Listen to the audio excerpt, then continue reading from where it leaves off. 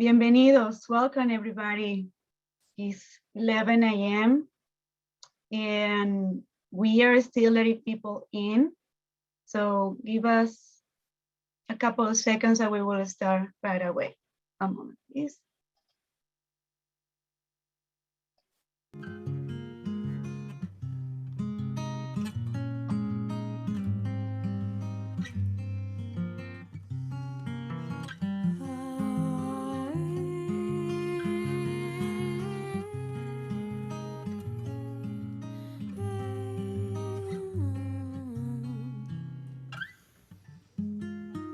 En la playa las mujeres buenas, mozas y sonrientes hacen monerías decentes por rebajar al pagar un jurel, dos coros y una hermosa catalana. Comienza así la mañana bajo un... Okay, well, before I introduce the speaker and we talk about the webinar, I want to share some housekeeping rules. First, this meeting is being recorded, so please keep your mic on mute. If possible, keep your camera on. Feel free to share whatever you feel comfortable sharing and use the chat feature to ask questions at any time. We will be keeping an eye on that chat, okay? And well, bienvenidos, bienvenidas, welcome again. This webinar, Decolonizing Self-Care for the Hispanic Latinx community, is presented by the Washington State Latino Leadership Network in partnership with the Commission of Hispanic Affairs, Washington Immigrant Network, and Blacks United in Leadership and Diversity. My name is Indira Melgarejo. I lead the Health and Wellness Committee for LLN. And LLN, or Latino Leadership Network, is an organization of Latinos and allies that work to build, resource, and connect, inspire the Latino workforce in the state government. We promote professional development, encourage leadership opportunities, and support diversity in inclusion in the state government. I am so happy to see you all here, and we still have people coming in. I'm really excited to be here with you. And now I would like to introduce you to our speaker, Ari Acosta. Ari is a bilingual mental health specialist with a broad experience in the field of social psychology, human rights, and gender studies. She has a licensure in psychology and 2 master's degrees, one in psychology, sexology counseling, and the second one in women and gender studies. I met Ari while working at the university in Lara, Venezuela, the School of Psychology. So I'm really, really happy to have you here. Ari, before she moved to the USA, she worked as a professor and a clinical psychologist in Venezuela with more than 8 years of experience in the field. She also served as a national board member of Amnesty International Venezuelan section, providing presentations around human rights education internationally. Currently, Ari works as a behavioral health equity specialist for the Texas Institute for Excellence in Mental Health at the University of Texas in Austin, and as a bilingual advocate for Safe Alliance. Her work focuses on providing training to health and mental health providers around cultural humility, application of the class standards, and technical assistance on addressing mental and behavioral health disparity for diverse communities. And during the weekends, instead of having fun, Sorry, Ari. She provides supports and resources to intimate partner violence, sexual assault, and human trafficking survivors in the Austin area. Her work is performed with a gender perspective, cultural humility, and a trauma-informed care. So without any further ado, Ari, thank you so much for being here. And the floor is all yours. Thank you. Thank you so much, Indira. Hi, everyone. Hola a todo el mundo. I'm super happy and honored to be here with you all today. Let me try to share my screen so we can start. Let's see. Share sound. There we go. Does it look good? Everything looks great. Okay, awesome. Okay, well, again, thank you so much. I'm really honored to be here with you today. If you see me that I am like I'm looking to another screen, it's because I am. So I'm trying to figure out how to do the Zoom presentation all along this year. It's not enough. So if you see me looking at a different screen, that's why. Okay, so let's see. So today the presentation is called Decolonizing Self-Care for the Hispanic, Latino, and Latinx community. As you can see, probably you are watching like different names for it, like Hispanic, Latino, and Latinx. And of course, it's just to honor all the different terminologies that people identify with, not to just pick only one. And there's many more, of course, than only those three, but that's only the reason why. And we're going to have this conversation for the next 45 minutes, I believe. But before we start, one of the first things that I think it's very important to acknowledge, one of the things that I learned while being in the US is how important it is to do a land acknowledgement.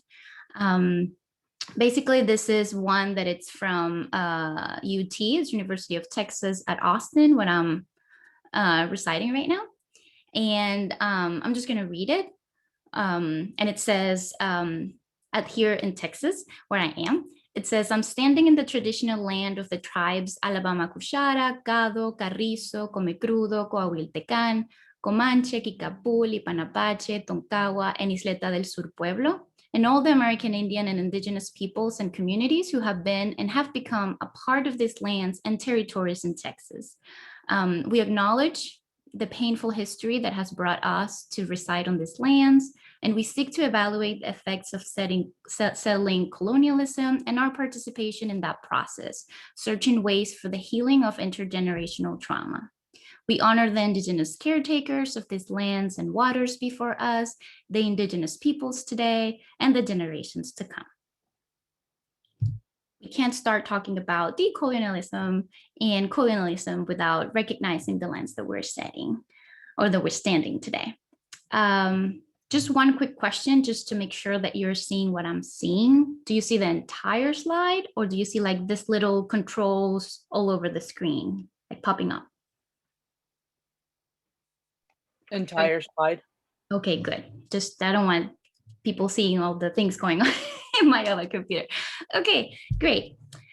So Indira did a great job introducing me, and I'm super happy that she did that, because she kind of did it in a way that it's more familiar, and that's a little more personal than what we used to when we present a speaker. We will go to any type of training. It feels like this person who's coming, and it's the one, like, we don't really know them, but they apparently have something important to say.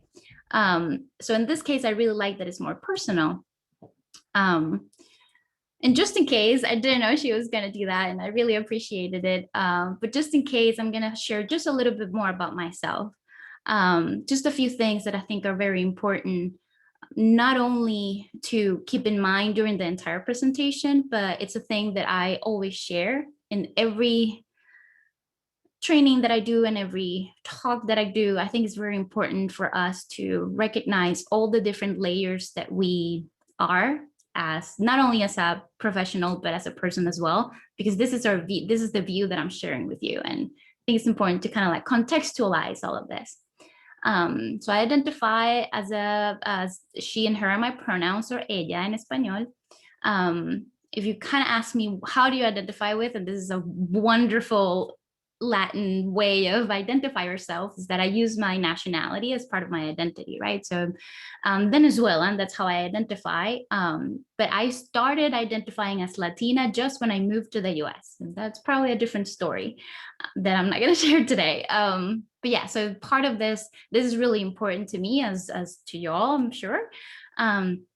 Another thing that I've been trying to understand more about who I am, my identity, during all this process of coming to the US is who I am as a Latina back home in Venezuela. So you could say, because of the colonization process and how all the different mixtures and all the different story that we have, you could probably see me and you probably will say, okay, well, then she's from Venezuela. She probably has different influences from indigenous peoples, European, Spaniard people, and Black people all mixed up. Probably criolla will be like a way of identifying myself, which has more tendency of Spaniard influences and indigenous people. But also there's a huge layer now that I'm trying to explore here, the new identity that I have, that it's really, really important to me. And it's been marked, and it's been sometimes, I wish sometimes I wasn't, but just because of the barriers that it represents, and it's that I'm an immigrant, right? And I didn't think about being an immigrant 2 years ago, not because I didn't think about it. It was a bad thing to be. It's just that thought of that other part of an identity was not part of who I was. And it's the idea of, you know, recognizing all the different things that you are and how you're walking through this world. So this is me. And why am I talking about decolonizing self-care? Why am I talking about these topics today here?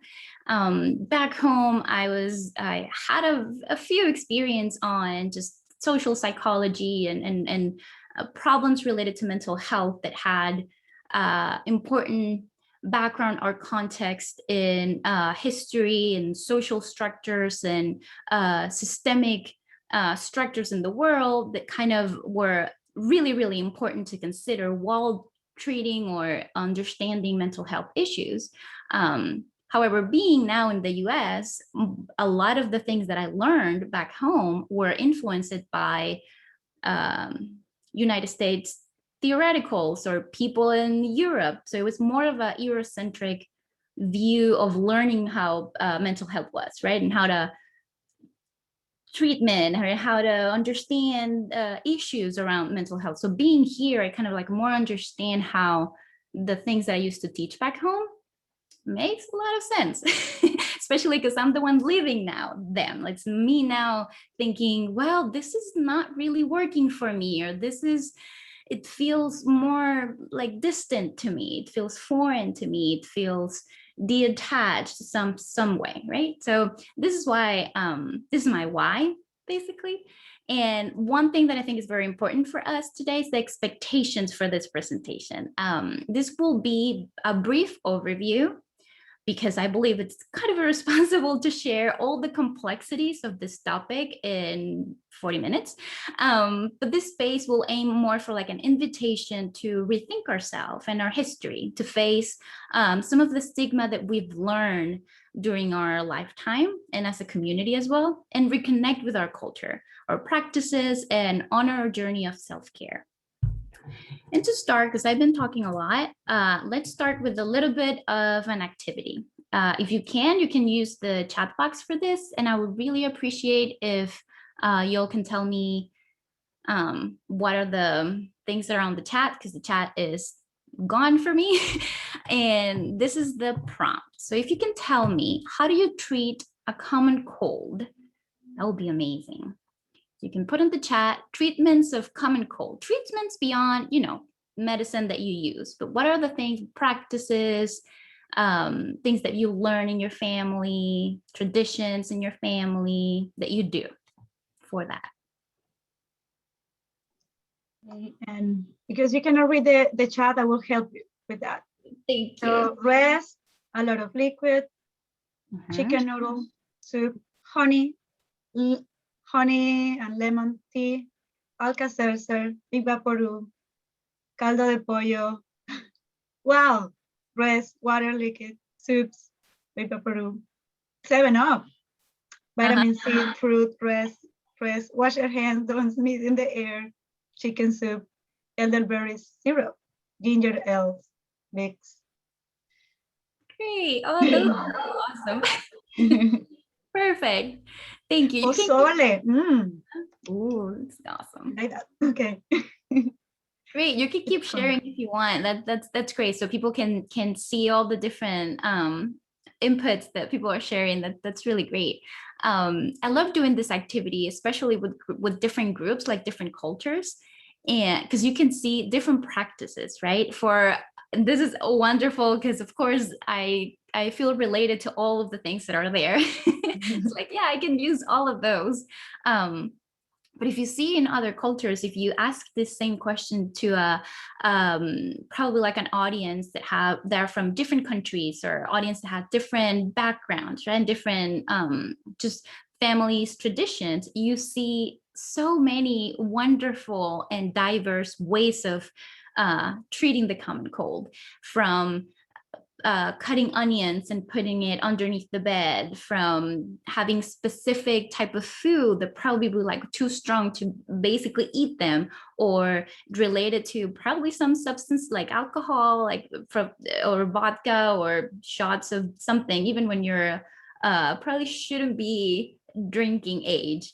There's so many different treatments from different communities in the world, right? What's beautiful about this question is that, of course, the only way of treating a common cold is with rest and liquids. There's what we treat are the symptoms of discomfort that we feel, right? So every other thing that we do related to honey, cinnamon, lemon, different type of teas, different types of herbs, different things of like warming a towel and putting it on your feet, the Big Vaporub that every Latino has.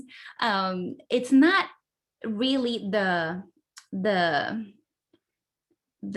thing itself that's curing the common cold. It's like it's making you process through a moment of vulnerability, right? And this is what's so important about it, because we do feel better, right? We do feel better after we doing all these new practices. It's about having, things that we can connect with each other. It's like you being a kid and you have your parents, if you have your parents or your caretakers, making you feel better, hugging you and saying sana sana colita de rana when you go, and if you fall and you get hurt, or if you feel you have a cold, it's a moment of vulnerability that these practices are making you feel better. And of course, these are the things that if you Google them, these are practices that we do. Big Vaporub it's part of our culture. It's so part of it that even if we hate it, even if we hate the smell, there's some generations that absolutely dislike this thing. But the idea of having something that connects you with your family, it's having your mom rubbing the thing on your chest and making you feel better, even if it's your chest, your back, all over your face, wherever you can put it. It's more about the caring part of it, of having a person that's showing up for you, and it's showing that they care about you and want you to be better. Of course.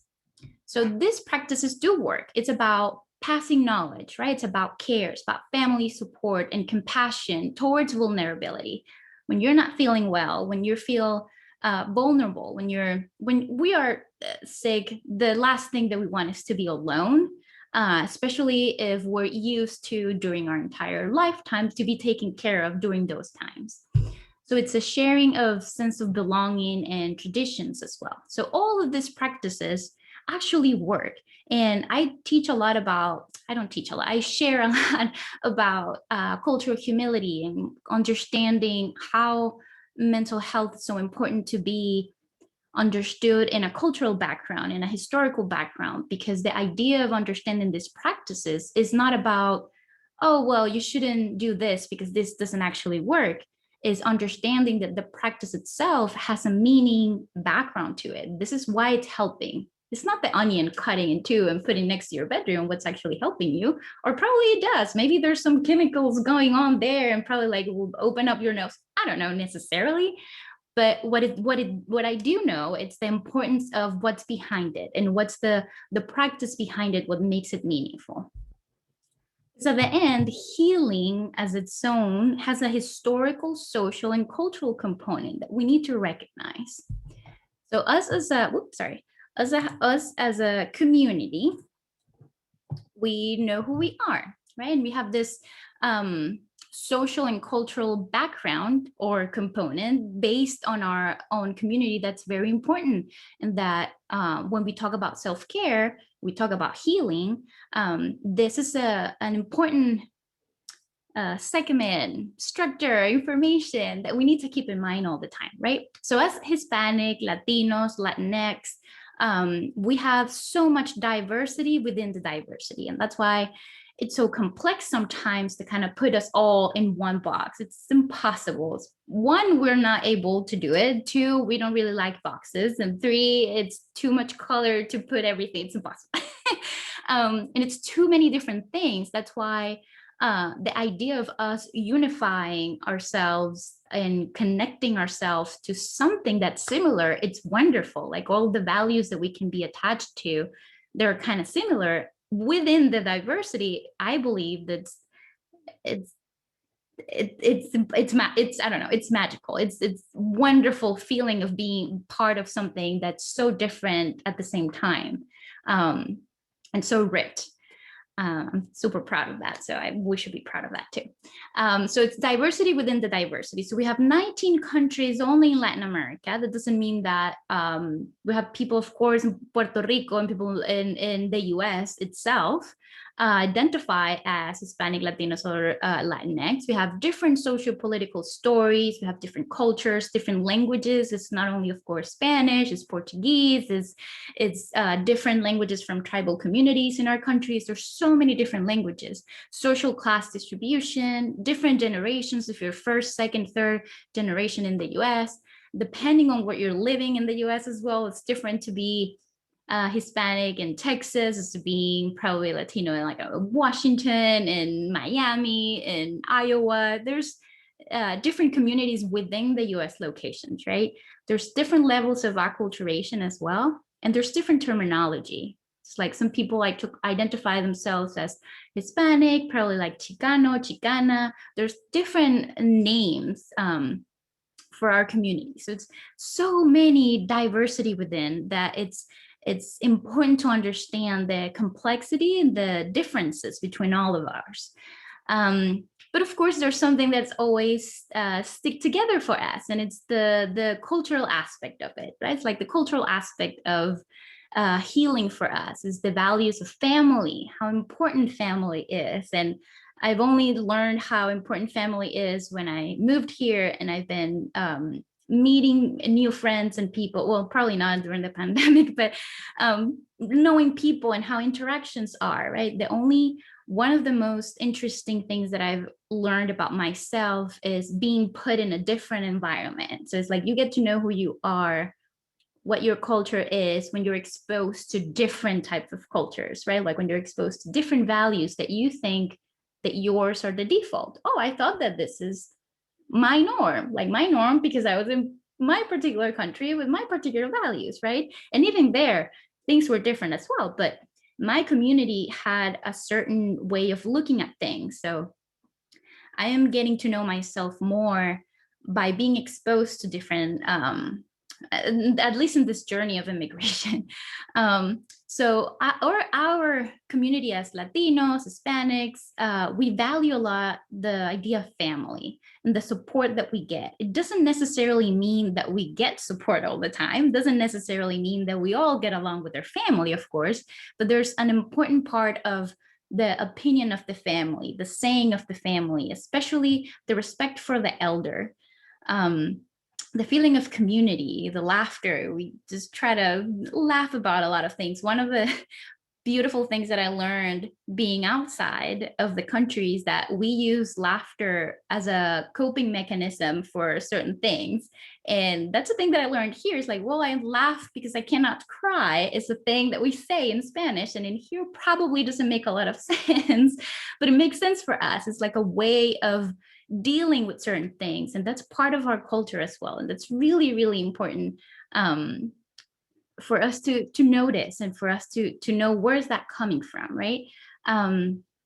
And personalismo, of course. So we all know all these values, like we identify with those, the idea of us being more warm, the idea of being more close to each other. I was talking to one of my coworkers, and it was so hard during this pandemic that we're all so how do you say that, apart from each other. So the idea of getting to know someone and missing someone and just talking to someone, I need to touch them.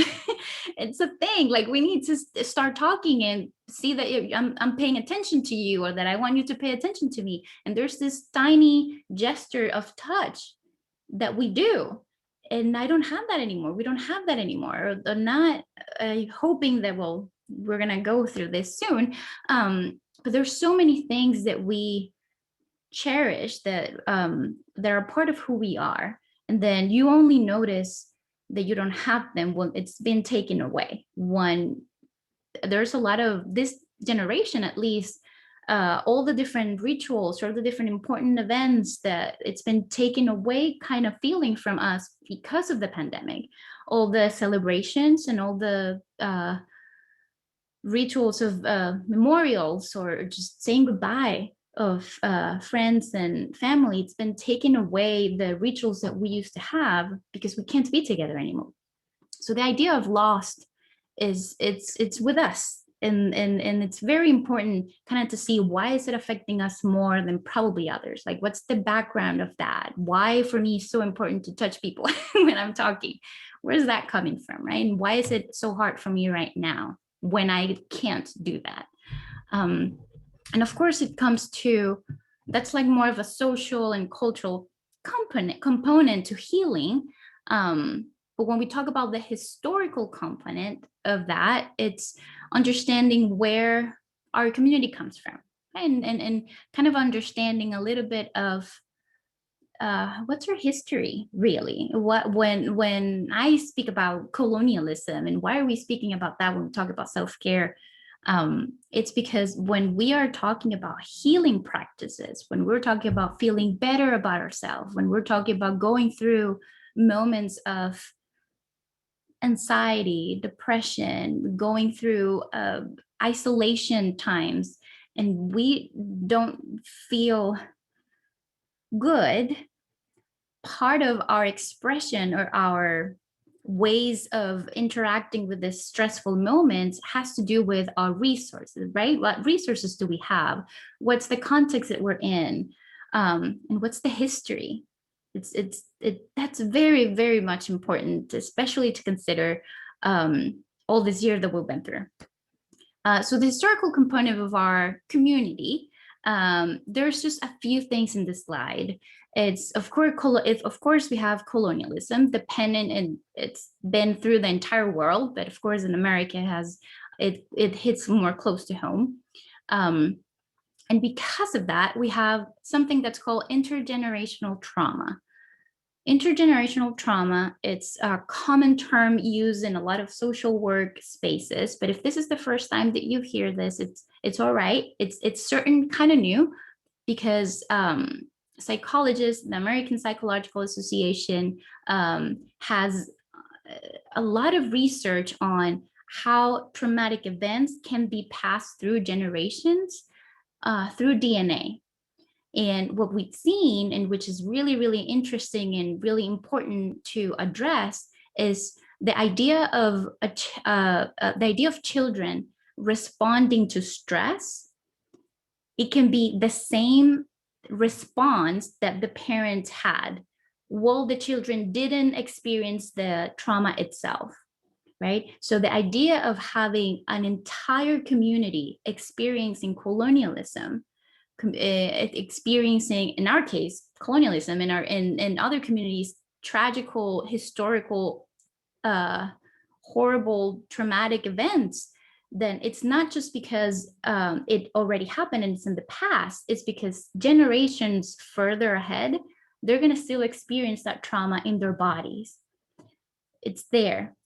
And it's there through your DNA, and it's there through how you saw your parents, your grandparents reacting to certain things. It's how you saw your parents, your grandparents dealing with different type of systems. If it could be the immigration system, if it could be states, health, however they're interacting, however fear they have, however, because of the stories or because of their particular reaction to that. All of that is called intergenerational trauma, and we all have it, especially our communities. We also deal with, the history and the present of migrations and immigration, family separation. There's a lot of mistrust, of course, fear of deportation, discrimination, violence, and microaggressions. And there's a lot of lack of legal, health, and social protection. If we don't know any of this in the way that it's started in the past and it's still happening in the present, imagine not having this background and try to understand why are we so apprehensive to certain things. I was talking to a friend not too long ago. I have a friend, she just moved to the US not too long ago, and she's doing the taxes thing.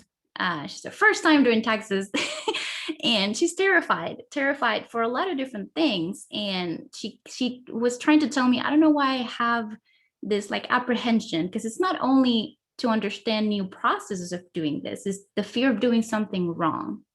And the fear of doing something wrong is not linked to, oh, I'm going to get a ticket. I'm going to do something wrong. Well, I'm probably going to, be able, it's a response of a deeper fear of what's going to happen if I do something wrong in this particular system.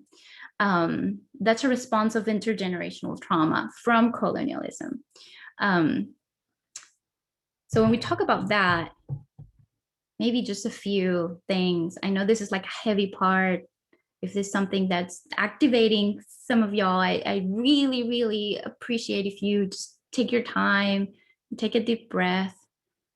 I promise it's better content. I have better slides.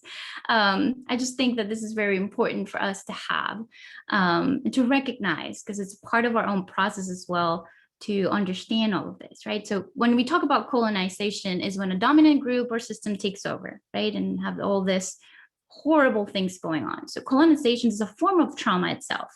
But as we were talking about today, we still have the effects of that in our bodies and how in our mental health, how our body responds to trauma, or how we have specific trauma responses. When people talk about, oh, I have like this thing is triggering me. This thing is making me feel uncomfortable for some reason, and I don't know why. There's some trust, there's stigma, and of course those health inequities that we experience. So when we talk about decolonizing, so what does that mean? Besides understanding the history of where we're coming from and how it's passed through generations, it's about reclaiming what was taken, right? And honoring what we still have. Decolonizing means healing of this historical trauma. It's a healing process. Decolonizing means remembering practices our community and our culture had or still has. It's honoring them and destigmatize them. I probably have the error there. So like typing error.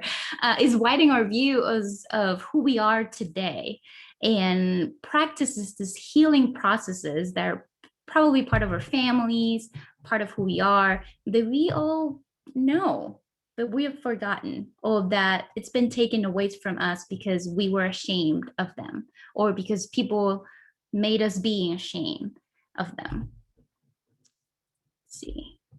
So when we talk about healing as a decolonizing process, self-care is a healing practice. And if we just take away what the World Health Organization says about self-care, is apparently what people do for themselves to establish and maintain mental health, right? And to prevent and deal with illness.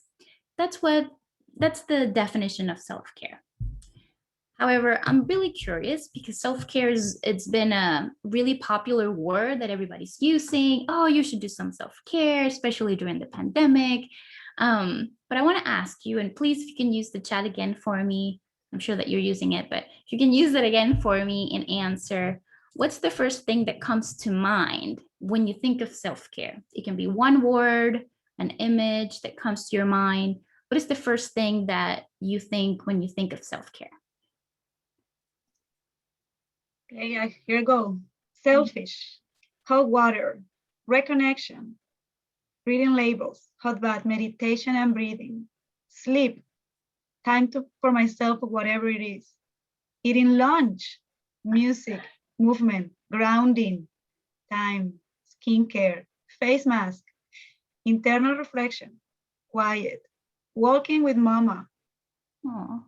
taking time to do something for myself, sleep, laughing and feeling, reflecting on my needs, knitting, resting, doing things I enjoy, hobbies, outdoor, long drive, maintaining my home, sleep, walking. That's awesome. Thank you. Thank you Jeff, for sharing that. Those are great, and they're all valid and they're all wonderful. What is interesting about self-care is that since it's been talking more lately, and I'm sure you've been seeing more about it. What is interesting is that at least in the chat, you can see several things, right? You can see things related to just having time to do your basic needs like sleep and eat. that can show a little bit how busy and packed we have, especially somebody said about being selfish. And sometimes self-care can look like that or can feel like that. And we're going to talk about it in a little bit, how our lives has been so busy on being productive or on being useful, on working, or because we have to work all the time. Because in order to be able to survive, we need to work. So having a time for yourself feels selfish. There's a whole gender perspective as well on women understanding and embracing the idea of self-care beyond the guilt. Because sometimes, especially if you're working in your home, when you're working, you feel guilty because you cannot take care of your family, or you feel like you should be taking care of your family, but then you're taking care of your family and you feel guilt because you should be working. So the idea of having a space for yourself, which is outside family and work, feels terrible. So it's not really self-care to be feeling terrible. So I should not do it. So there's a lot of super interesting things going on with what we think about self-care. However, if you Google self-care, or if you just try to figure it out on a platform, at least this is what I did, this is what shows up.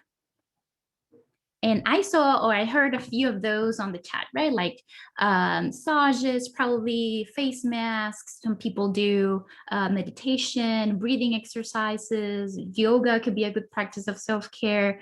But when you Google it, or I'm gonna say Google it just because if you use a research engine or search engine, and you're just looking for pictures, this is actually a screenshot. Like I didn't have to pick each picture. This is what it showed up.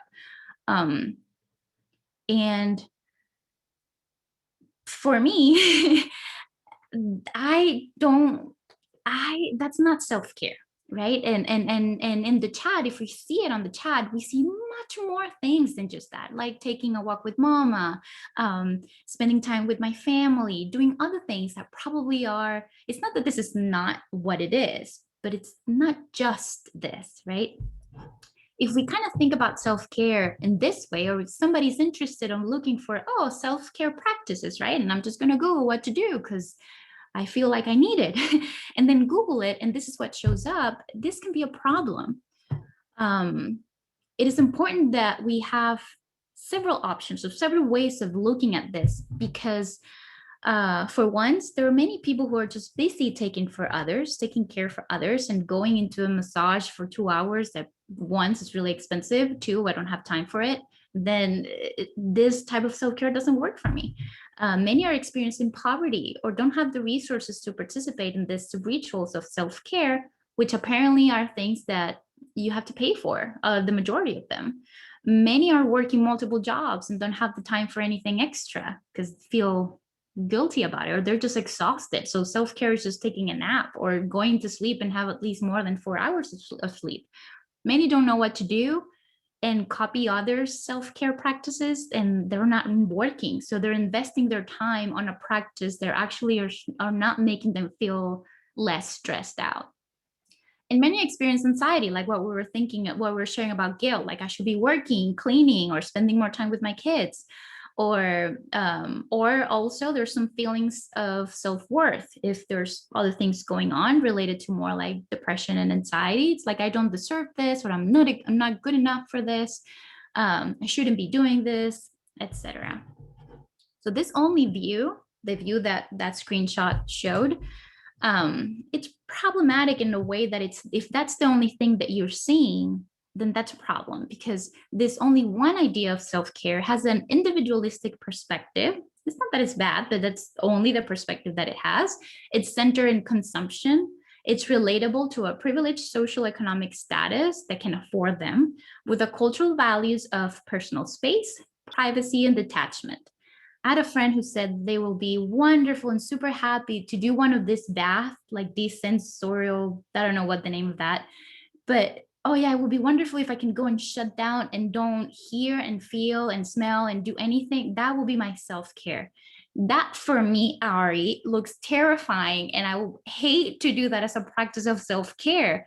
But if that's the only thing that I know, or that's the thing that well, maybe this is self-care, I'll be terrified. I'll be like, I'm not going to do self-care anymore in my life, right? But it's just because if this is the only idea that we have, then it could be a problem. This doesn't necessarily respond to the needs of other communities outside of this vision, like myself and probably some of you in the Zoom room right now. Maybe it does, but at least for ones that this option is not good, it's because it doesn't provide comfort. It doesn't provide release of stress. It doesn't provide calm. It actually exacerbates feelings of loneliness, of not being worthy, probably, or not being capable to enjoy it, because probably it's like a luxury and I can't afford it. So imagine practicing this only way of self-care and then just feeling worse about yourself. And if we go back to the idea of decolonizing, which means is, if this is only one way of looking at it, if this is the first thing that comes into our mind, it's because it's not our way of doing self-care, then which means that we need to practice a process of decolonizing our minds. It's about, okay, well, if this is not who I am, or this is not what's comfortable for me, it's not making me feel like I belong, doesn't make me feel comfortable, doesn't make me feel valued, it doesn't work with me, it's not part of who I am, then we need to do a process of, okay, then let's figure out what it is for you. Self-care is not new for us as humanity. This is not a new thing. And when it's seen as a new thing, oh, in this new era of being healthy and mental health, it is not new. When we talk about grounding, when we talk about we need to put our feet on the grass and feel the texture of the grass, how is that a new thing? Native Americans have done that. Indigenous people have done that for a long time ago. It's been stripping away from them, those practices. And now we're coming up with this revelation. It is not new. We just need to reconnect with these practices. The idea of breathing, the idea of storytelling, of sharing your story, it is not new. The idea of having circle of peers, talking to our elders, people who know more about this, and thinking about experiences that other people have had and how powerful that is talking and sharing emotions. I love when people are like, oh, we're having a new therapeutical approach when you have to share more feelings. And like, I remember one time back home in Venezuela, somebody was saying that a person from the US was like the humanistic approach and like all about feelings came to Venezuela. Everybody started crying immediately and sharing all these feelings right away, like in the first therapy sessions. Like, yes, this is part of, at least in my community, is something that we do easily. It's not about like having a shield and pretend. It's more the opposite. So it's not new for us. It's really not. So the invitation is to kind of rethink practices of self-care that are more culturally responsive to us as a community, but as yourself as well. So it's more about like understanding where do we come from and reconnecting with practices just like Big Peru, just like practices that we don't know exactly why it works, but it works for us. And why is it? What's the background behind it? There's a few suggestions, of course. One thing is to find a place where you feel a sense of belonging. So even if you're in your home and you are going through the pandemic and it's pretty hard for everybody, or if you're like me and you're new in the country, you have this feeling of lost, that you come from a place that doesn't exist anymore, because if you come back to Venezuela, it's not the Venezuela that you grew up with or you grew up in. So yeah, there's this feeling of lost that it's really hard to fulfill. And maybe a bubble bath is not going to do anything for me to feeling that, to make me to feel more comfort around it. So one of the self-care practices that I really encourage you to do if you don't have it is finding a place where you feel a sense of belonging. It can be on an online platform, it could be neighbors, it can be whatever you can find, a place you can be yourself, not trying to be somebody else. There's a lot of research as well that says that you have a different personality if you speak a different language. I always say I'm funnier and smarter in Spanish, because I feel like the Ari who speaks in English is not really Ari. It has other things. It's connected, because language is connected to culture a lot. So a place that it doesn't really have to be linked with language, but a place that makes me feel that I can be myself, even in English, even in the US, even in Texas, where it probably is super different from things that I've learned and know. But this is really important. And the questions for this, I will encourage you to ask yourself then, where is home? If home is a specific place that in my case, in Dita's case, and probably a lot of other people, it's not the same because it's not physically there, or if you go, even if you get to go, it's not the same. Then think about, with whom does it feel like home? With which people are you around that, even if they're not there in the patio and behind the school and the church talking, even if they're not physically there, with who do you feel like home? And if you don't have people around you because you have to be isolated with people, then when does it feel like home? Doing what does it feel like home? For me, it works when I'm dancing salsa in the middle of the living room. For me, it works when I'm doing arepas and cooking arepas. For me, it's when I'm sharing my partner this diablito. It's like super horrible thing, but it tastes so good, and he's like surprised, why am I loving this so much? It's like sharing my own jokes. It's, I don't know, finding not necessarily people or places if we don't have them, but finding moments and try to cherish them and practice them. Another thing is develop pride about your culture.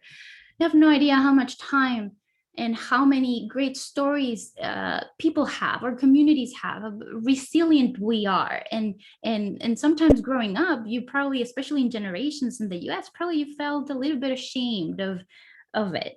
And if you went through that, it's part of being a teenager, it's part of growing up. My nephew is going through that. He doesn't want to speak Spanish because he thinks that it's not cool to speak Spanish. And understanding the history of that, understanding why are you feeling like that, it's really important. It's like, now you can speak Spanish. Now we're encouraging you to speak Spanish and loud, and be loud about it and be proud about it, and understanding how rich our language is and how rich our traditions are and all the strength that our people have. Just being really proud about it. Have you thought of your own family history? Do you know where you come from? Since we have so much diversity in our community, do you know about your own family? Is it something that you've been interested about? I encourage you to ask. It's kind of like follow where you come from, and just stories of resilience in your own home. I think you will have great conversations, and you will get linked to more connections and more information that will make you feel more proud of yourself. Know your own history, of course. Just self-care is part of not only understanding community care and historical care and kind of connecting you with everything, but also knowing yourself.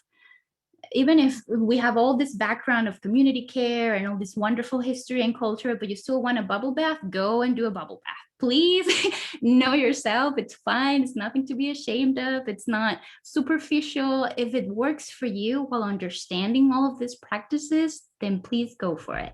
So kind of asking about what makes me feel emotionally tired and understanding my own history and my own trauma as well. So this is how you can respond critically. You can respond good about it. What activates in me a trauma response? Thinking about things, for example, what moment in my life I felt like I was going through a really hard time, but doing this or talking about it, depending on how it was, that this is what made me feel better, and practice that as well. And of course, cultivate joy. One of the things that it's always interesting is when I talk about intergenerational trauma, it kind of connects us with some things that we're experiencing or we experienced in the past, and some of the barriers that are going on even today. However, it's always important that if we get together as a community, as Latinos, one of the things that we understand is, yes, we're experiencing certain barriers and certain inequities because of who we are. But when we get together, not only because of those things, not only because we're struggling in some ways, but because we're honoring our culture, because we're celebrating who we are as well. So it's timing or taking time to also celebrate who you are, your traditions, your own history, and your way. It could be cooking, dancing, laughing, cleaning. If you like to clean, my roommate likes to clean. She celebrates the cleaning. Like, okay, well, you go. Exploring, whatever it is, just time for joy. It should be scheduled and should be protected at all times.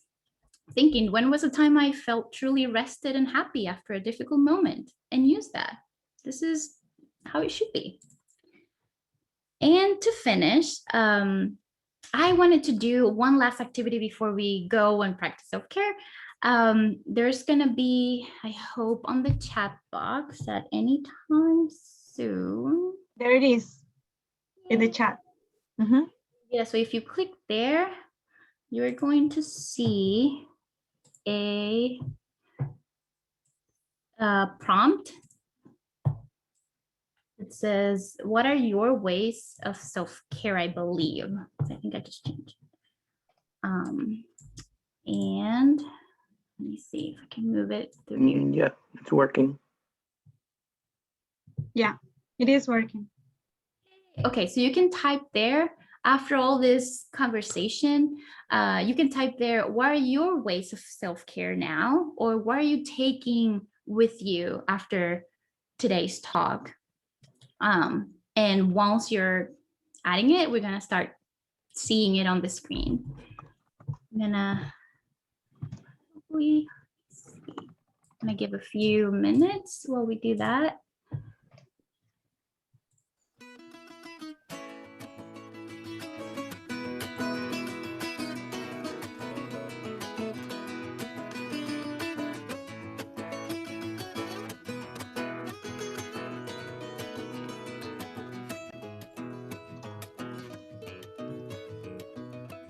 Cantoras de los desiertos, pintores de todas partes. Let me stop sharing my screen just for 1 second.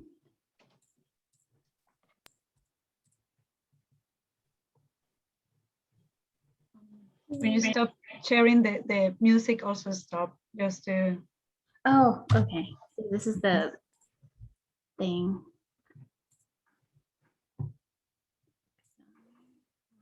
Let's see how it looks like.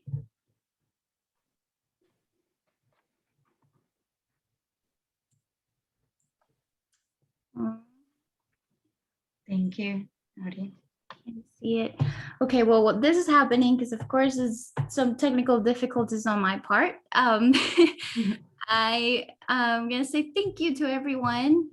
Just sharing it really fast. This slide right here. As soon as I get all the inputs from y'all, I'll send it to you guys and as well the team to look at it. Thank you so much, and if there are any questions, if you have time, I'm here for it.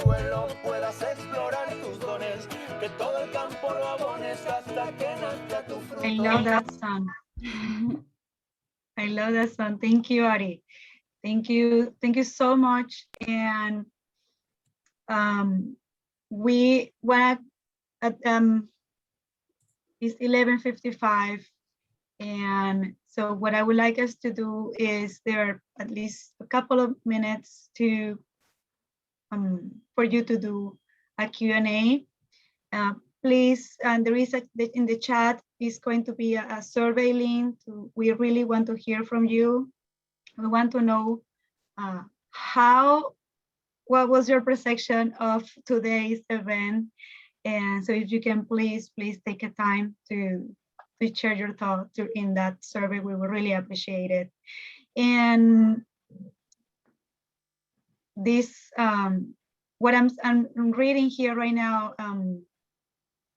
Ari, is a bunch of thank you. This has been amazing. I don't know if you had access to the chat. I'm going to save it. Thank you. This has been one of the most provoking presentations that I felt deeper than just informational. Thank you so much. And we will be sending the recording. We will have it available in our YouTube channel. We will also share it with you when it is available in the newsletters. If you are not subscribed to our newsletter, please do at lln@ofm.wa.gov. You can visit us in the chat, the Commission on Hispanic Affairs website. And I'm going to keep this chat area. I'm going to share it with you because I have read so many good ideas and ways that people have expressed themselves. One question, and thank you, Maria. Maria just shared the website. Maria Sigüenza, our director of our Commission of Hispanic Affairs. And Ari, one question was if you will be willing to share the slides. We will share the recording, right? But I don't know if, do you want to share the slides, make it available? Okay. Yes, absolutely. Okay. But we have the slides, and we will work with our marketing team to make those available for you. Okay. If a person have a question and they want to do it live, please feel free to unmute yourself and ask those questions before we leave.